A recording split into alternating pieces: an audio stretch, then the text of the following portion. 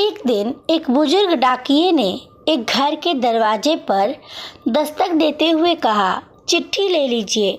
आवाज़ सुनते ही तुरंत अंदर से एक लड़की की आवाज़ गूंजी, अभी आ रही हूँ, ठहरो। लेकिन लगभग 5 मिनट तक जब कोई ना आया तब डाकिये ने फिर कहा, अरे भाई, कोई है क्या? अपनी चिट्ठी ले लो, मुझे और बहुत जगह जाना है, मैं ज़्यादा देर इंतज़ार नहीं कर सकता। लड़की की फिर आवाज़ आई, डाकिया चाचा, अगर आपको जल्दी है तो दरवाजे के नीचे से चिट्ठी अंदर डाल दीजिए, मैं आ रही हूँ, कुछ देर और लगेगा। अब बूढ़े डाकिये ने झल्ला कर कहा, नहीं, मैं खड़ा हूँ, रजिस्टर चिट्ठी है, किसी का हस्ताक्षर भी चाहिए।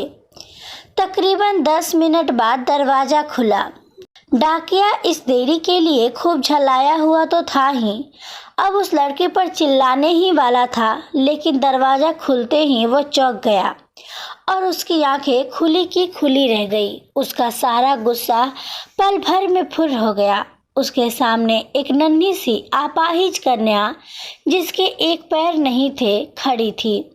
लड़की ने बेहद मासूमियत से डाकिये की तरफ अपना हाथ बढ़ाया और कहा, दो मेरी चिट्ठी।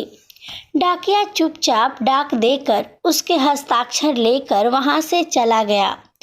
वो अपाहिज लड़की अक्सर अपने घर में अकेली ही रहती थी।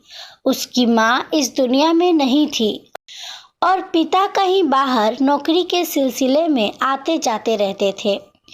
उस लड़की की देखभाल के लिए एक काम वाली बाई सुबह शाम उसके साथ घर में रहती थी, लेकिन परिस्थितिवश दिन के समय वह अपने घर में बिल्कुल अकेली ही रहती थी।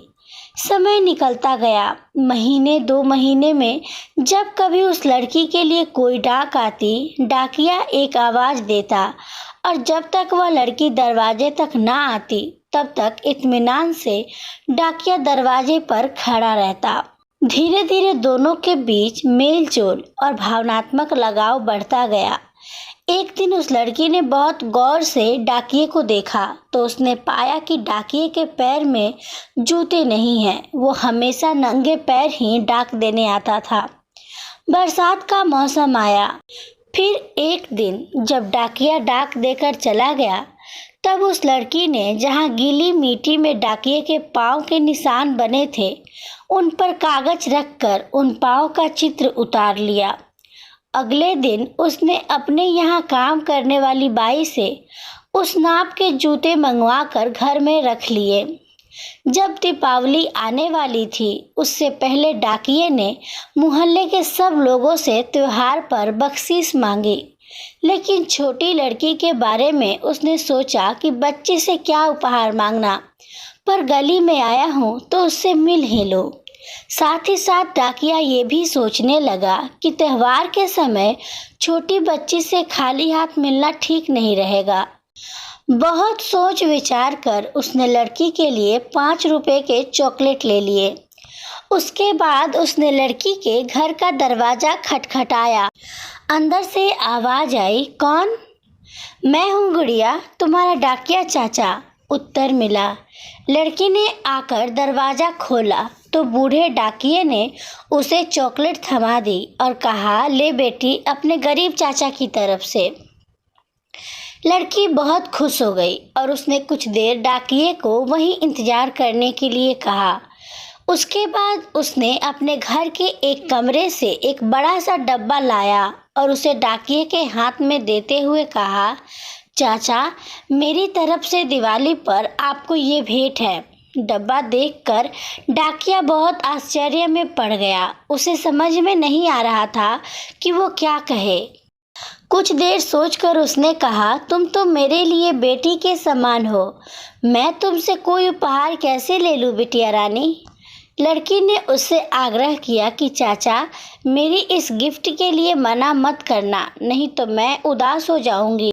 ठीक है, कहते हुए बूढ़े डाकिये ने पैकेट ले लिया और बड़े प्रेम से लड़की के सिर पर अपना हाथ फेरा, मानो उसको आशीर्वाद दे रहा हो। बालिका ने कहा, चाचा, इस पैकेट को अपने घर ले जाकर खोलना। घर जाकर जब उस डाकिये ने पैकेट खोला तो वह आश्चर्यचकित रह गया, क्योंकि उसमें एक जोड़ी जूते थे। उसकी आंखें डबडबा गई। डाकिये को यकीन नहीं हो रहा था कि एक छोटी सी लड़की उसके लिए इतना फिक्रमंद हो सकती है।